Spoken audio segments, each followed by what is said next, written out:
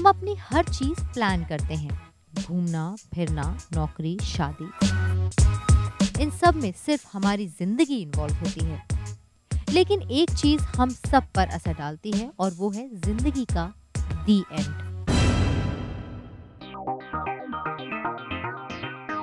आपकी जिंदगी आपके साथ साथ आपसे जुड़े सभी लोगों के लिए कीमती है। आपका जाना हर किसी को दुख पहुंचाता है, लेकिन आप इस दुख को कम कर सकते हैं अपना इंश्योरेंस करा के। कभी आपने सोचा है कल को अगर आपके घर में से, भगवान ना करे, हमारे किसी फैमिली में से कोई अर्निंग मेंबर चला जाता है तो उसके बाद उस परिवार की दशा क्या होती है? जिस परिवार के लिए हम इतनी मेहनत कर रहे हैं और जी रहे हैं, इतनी मेहनत कर रहे हैं, कल को अगर हम ही नहीं रहेंगे तो उस परिवार का क्या होगा?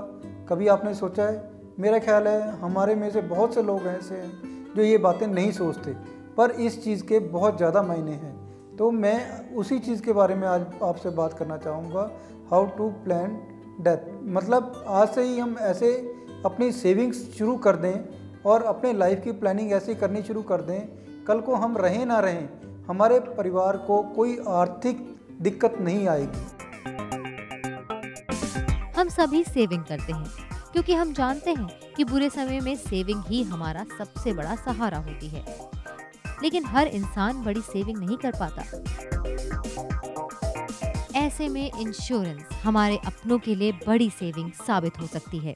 आम आदमी से अगर हम कभी भी बात करते हैं, वो कहता है मेरा बहुत इंश्योरेंस हुआ है, आज मेरे पास 2 लाख की पॉलिसीज़ हैं, 3 लाख की पॉलिसीज़ हैं। तो क्या हमारे जाने के बाद 2 या 3 लाख रुपया बहुत होगा? मेरा ख्याल है नहीं। एक आम आदमी का इंश्योरेंस कितना होना चाहिए? एक आम आदमी का इंश्योरेंस उतना होना चाहिए उसके जाने के बाद परिवार को इतना पैसा मिल जाए जिससे कि उसके बैंक इंटरेस्ट से या गवर्नमेंट इंटरेस्ट से उसका पर मंथ इतना पैसा आए जिससे कि उसका घर का खर्चा चलता रहे। ठीक है। और इंश्योरेंस कौन सा इंश्योरेंस कराना है ये भी डिपेंड करता है आप कितना पैसा निकाल सकते हैं। जितना पैसा आप आसानी से निकाल सकते हैं उतना आप जीवन बीमा में लगाएं। हर इंसान को अपने परिवार की जरूरतें और खर्च पता होते हैं। हर व्यक्ति ने भविष्य के लिए कुछ न कुछ सोचा होता है।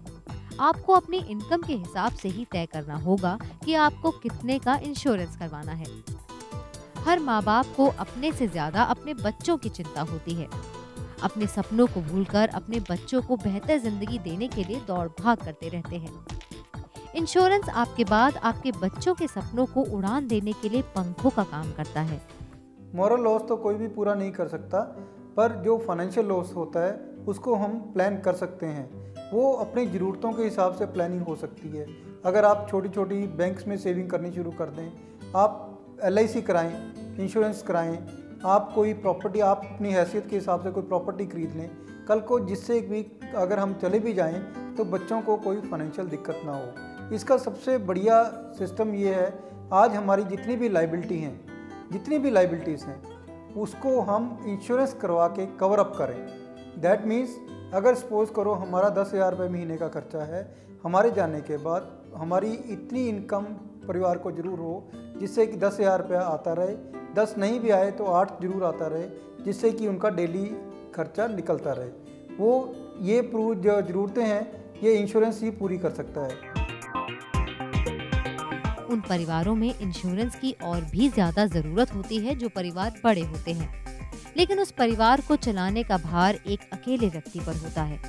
ऐसे में जाहिर है कि आप थोड़े पैसे में ज्यादा रिस्क कवर करना चाहते हैं और इसके लिए सबसे अच्छा तरीका है टर्म प्लान। आप आज से ही नहीं, अभी से सोचना शुरू करें भी आपने परिवार के लिए क्या क्या सेविंग करनी है। चाहे आप बैंक में डालें, चाहे आप प्रॉपर्टी खरीदें, चाहे आप गोल्ड खरीदें, किसी भी तरह से सेविंग किसी भी तरह से हो सकती है। एक लाइफ इंश्योरेंस इसका एक और एस्पेक्ट है। लाइफ इंश्योरेंस बहुत बढ़िया है। अगर आपके पास ज़्यादा सरप्लस नहीं है तो धीरे धीरे करके आप अपनी एसेट भी बना लेंगे, क्योंकि प्रॉपर्टी खरीदने के लिए एक 10, 20, 50 लाख रुपए चाहिए जो एक आम आदमी के पास नहीं होता।